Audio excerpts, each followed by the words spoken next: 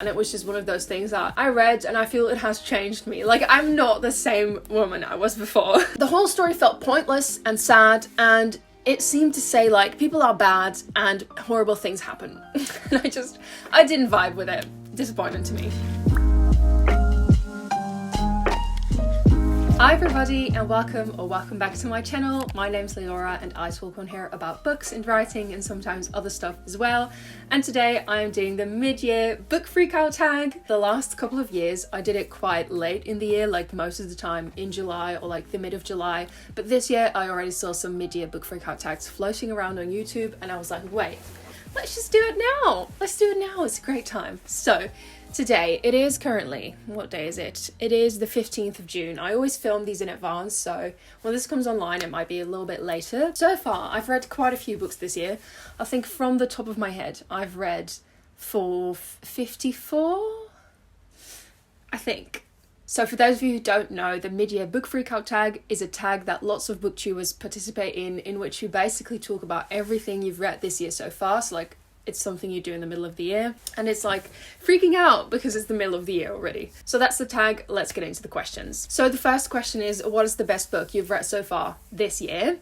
For me, that is definitely Know My Name by Chanel Miller. I've talked about this book loads, but it was just so good and it was so impactful and it was just one of those things that I read and I feel it has changed me. Like, I'm not the same woman I was before. So this is the story of how Chanel Miller was raped at a party at Stanford, but it's also about her life and her love for art and her family and her love for her family and the connection she has with her family and her love for theatre, and it's about so much more, but it's just such a wonderful novel.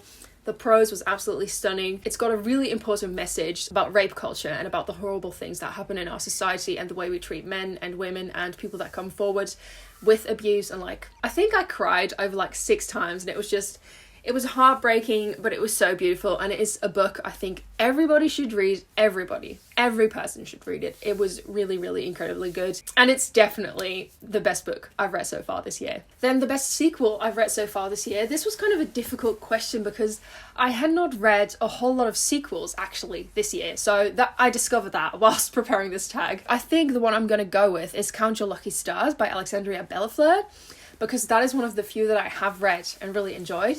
So this is the 3rd book in the Written in the Stars romance trilogy. And in this one we follow Margot and Olivia as they fall in love and prepare a wedding. Not their own wedding, by the way, because Olivia's a wedding planner, so it's the wedding of Brendan and Annie, who are in book 2, which is a book I also read this year, but I didn't like it as much. And this one was again a total hit. Very funny, such sweet romance, adorable, and yes, a book I really enjoyed. Then the 3rd question is all about a book that has been released this year that you haven't read yet, but you really want to read. And for this question, I have chosen Only a Monster by Vanessa Lynn. I think this came out in February of this year, not entirely sure, so don't get mad at me if I'm wrong. This is a book I saw recently at the bookstore for the first time, and then when I visited another bookstore with my friend, I noticed it again and I was like, I need to pick it up. I really, really want to read this because it's about time travel, and we all know I love time travel. So I was really excited to find this. So this is a YA fantasy, I think, and it's about Joan, who is sent to stay with her late mother's eccentric family in London, and she gets a really nerdy job in like a museum and she meets a cute guy. But then all of a sudden Joan travels through time and she discovers that her family can all travel through time and that they're sort of monsters who leech off humans by stealing their life time and then basically using that to travel in time. And then there's different forces at work and there's like a whole thing going on, and that is all I know, but it sounded really, really cool. I also love museums and I love reading about London and other big European cities, so I thought this could be a really, really good read. And also summer, so I need to pick this up. I want to read it ASAP. I'm really excited about it. I hope it's going to fulfill all my time travel dreams and it's going to be really good. And then the most anticipated release for the second half of the year, and for me that is definitely The Wicked Remain by Laura Paul. So that is part 2 from the Grimrose Girls series by Laura Paul.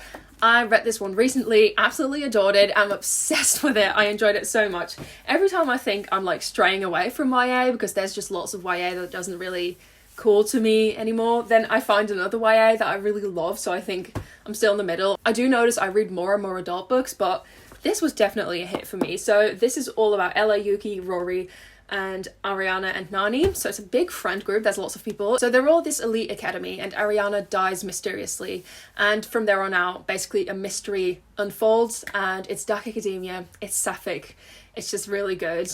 There's lots of dark and twisted fairy tales mixed into it, and the second book is coming out November 1st, I think, if I'm correct, and I'm so excited to pick it up. The publisher reached out to me, so hopefully I'm getting an arc. That would be absolutely amazing because I want to read this ASAP. So really excited about this sequel coming out. Then the biggest disappointment I read this year was definitely In 5 Years by Rebecca Searle, although there's been several books that sort of disappointed me, but this was a big one because this is also a time travel book, but I did not like it at all. I felt it was so pointless and a little bit sad, and it just didn't go anywhere. And I mean, yes, I spent time reading it and like that time passed, but like I read this just after my surgery, so I'm like glad it took me through those hours and it like helped me keep my mind off the pain and stuff, but it was not a fun read. I did not enjoy it. So this is about a girl, I forgot her name.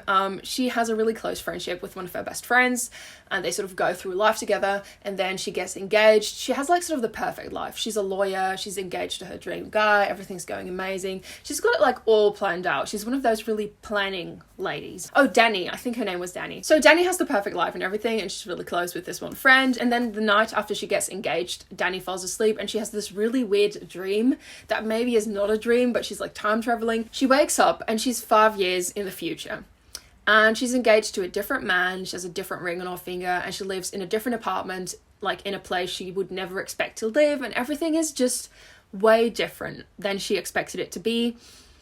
But she has like amazing sex with that guy, and then she goes back to the present and she starts doubting absolutely everything about her current life, because her current life is all planned out and the future seems to be so spontaneous, and she's like confused. The whole story felt pointless and sad, and it seemed to say like people are bad and horrible things happen. And I didn't vibe with it. Disappointment to me. My biggest surprise this year comes from another Rebecca, and this is Rebecca Tausig's Sitting Pretty, which is a novel all about being disabled and being in a wheelchair, and it's basically a memoir of all sorts of moments from Rebecca's life, from her youth to growing up and coming of age, being in a wheelchair. It was so impactful, but on top of that, it was also beautifully written. I love the way Rebecca Tausig writes.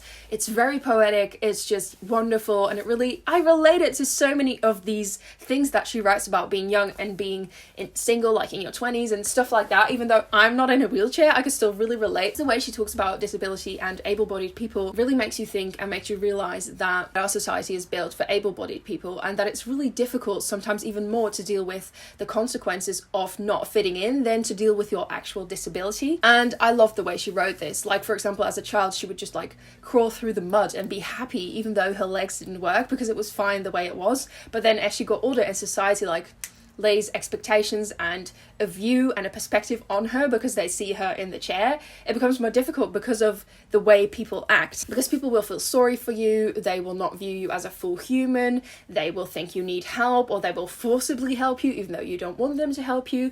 So there was lots of incredible insight in this novel, and it was beautifully written, and I recommend everybody who wants to learn more about disability to read this. Also, if you call yourself a feminist, great to make your reading list a little bit more intersectional and learn about this as well. And it was just really good, and I adored it. And I also follow her on Instagram because she posts a lot of captions with beautiful stories as well. An amazing writer. I loved it. Then question number 7 is, who is your new favorite author of this year? And for me, that is Billy Collins. I got into poetry again this year, and I've been loving Billy Collins' poetry. So I've read Whale Day this year, and then also The Apple That Astonished Paris. Both of these are poetry collections. One is a little bit bigger than the other one. Both of them, incredible prose, super dreamy, influences of Paris and like romantic poems, but also very funny. He's got funny poems that just make you laugh and make you happy.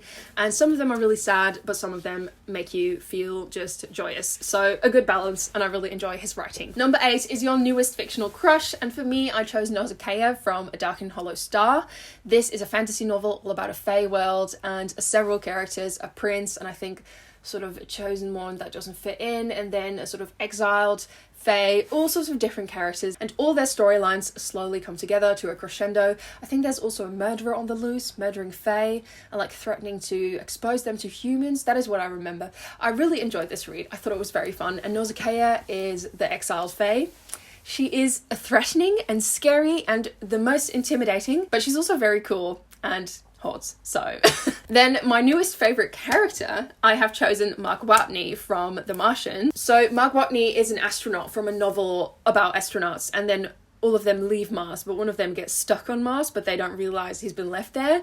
And then he has to try and survive on Mars so he can get back to Earth at some point when somebody visits Mars again. So that is the story of Mark Watney. He stays like so upbeat throughout this whole thing. Like he's alone on Mars for a really long time and he's trying to survival and it's really difficult.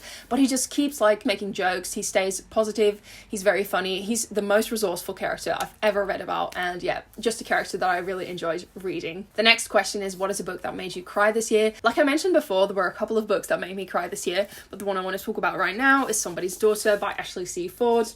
Hugely tabbed, hugely enjoyed as well. There were just a lot of quotes and instances in this book that were really beautiful and made me emotional. This is a memoir by Ashley Ford and she talks all about growing up without a father and then discovering why her father was in prison and sort of how that formed her life. And it's a difficult read, it's not always happy, but it's really beautiful and there's some beautiful quotes in here. It's just wonderfully written.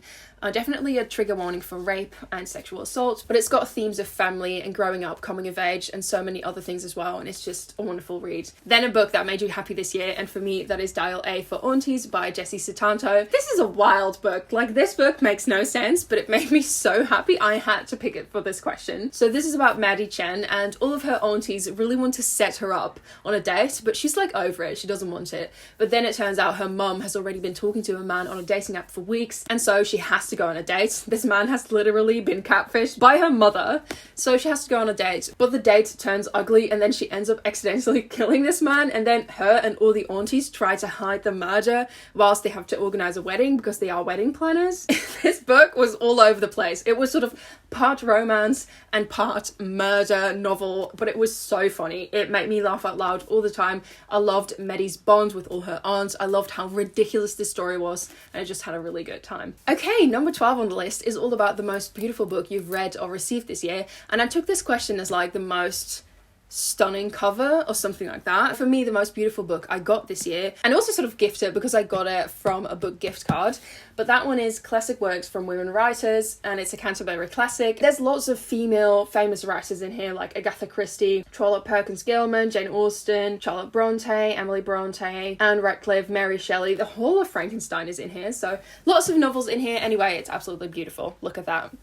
Stunning. It's so beautiful. It's like definitely the prettiest book I own, and I adore it, and I'm so happy, and I will read Frankenstein at some point. And also the yellow wallpaper is in here, so I'm excited to read that as well. I'm really intrigued, even though I think that will be a heartbreaking story. And then we've come to the last question already, and that is, what book do you still really need to pick up this year? And for me, I've gone with Tracer's Blade by Sebastian de Castell. I saw this on BookTube first, and a lot of people were saying that it was a really funny fantasy, that it had a lot of banter, and that just pulled me to it. So I have no idea what it's really about.